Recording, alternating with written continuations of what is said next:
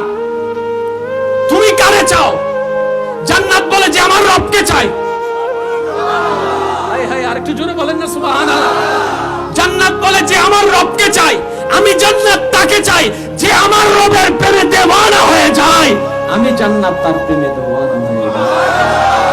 এবার নিজেকে প্রশ্ন করে দেখেন, রবকে চেয়েছেন কয়বার, জান্নাত চেয়েছেন কয়বার? তর্ক করার দরকার নাই, ঝগড়া করার দরকার নাই।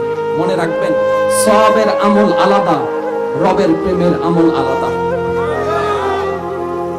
কষ্ট হয়ে যাবে, অনেকে বিরক্ত হচ্ছেন। অনেকে বলবে, হুজুর আপনি তো মানুষদেরকে সওয়াব থেকে বিমুখ করছেন। আমি বললাম, ভাই সওয়াবের জগতে অনেক থেকেছেন, কি পরিবর্তন এসেছে একটু দেখান না আমাকে। কারণ এখানে এসেছে, এখানে এসেছে, এখানে এসেছে, এখানে কতটুকু আসলো সেটা তো একবার খেয়াল করে দেখেন। ওয়াল্লাহি নবীর প্রেম নিয়ে আল্লাহর প্রেম সাগরে ডুব দেন, আপনার সব পরিবর্তন হয়ে যাবে।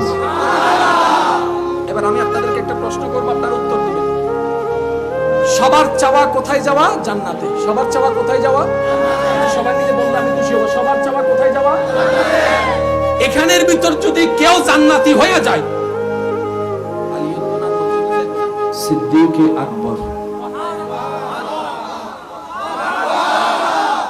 আল্লাহ রাসূল বলে, আবু বকর আমার আল্লাহ খুশি হয়ে তোমাকে জান্নাতের সার্টিফিকেট দিয়েছেন, আশরায়ে মুবাশশারা জান্নাতের সার্টিফিকেট বানিয়ে দিয়েছেন। কিন্তু বড় অবাক কর বিষয় কি জানেন? পরের দিন সকালে প্রত্যেক দিনের মতো সিদ্দিক আকবর ওযু করে মসজিদে নববীর দিকে চলে যাচ্ছে। মসজিদে নববীর দিকে চলে যাচ্ছে।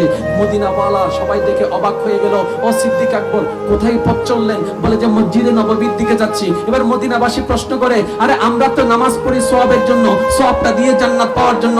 আল্লাহর নবী তো আপনাকে জান্নাত দিয়ে দিয়েছেন, আল্লাহ থেকে এনে আল্লাহর হুকুমের মাধ্যমে আপনাকে তো জান্নাতি বানাই দিয়েছেন রব্বে কারীম, সুতরাং আপনার তো নামাজ পড়ার দরকার নাই। সিদ্দিক আকবর বলে, তোরা জান্নাত পাওয়ার জন্য সিজদা দেস, নামাজ পড়স, আমি আবু বকর মাওলাকে রাজি করার জন্য নামাজ পড়ি জান্নাতের জন্য। ওয়াল্লাহি একবার রবের প্রেমে আসেন,